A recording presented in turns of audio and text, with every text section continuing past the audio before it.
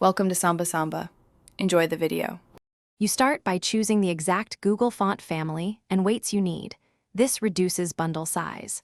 Once chosen, install via npm package like at fontsource/roboto or copy the provided link into your index. HTML head so the browser can preload fonts. Make sure to include only required weights such as 400 and 700 to keep performance high. After installation, import the font at your app entry so styles are available immediately. This prevents layout shifts and ensures consistent rendering across pages. Next, import the font file at your React entry. For example, import at fontsource/roboto/400. CSS in src/index. JS. This guarantees the font loads before components render. Then, apply the font family in a global stylesheet or theme provider so every component inherits it. For instance, set body font family, Roboto, System UI, Sans Serif.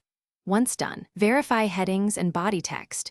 Use the correct weight and confirm fallback fonts are defined to avoid ugly flash when the web font is slow or blocked.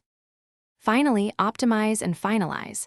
Add rel equals preload for critical fonts, use font display. Swap to keep text visible, and only include necessary weights to speed first contentful paint. You can prefer CDN links for shared caching or local at font source for reproducible builds.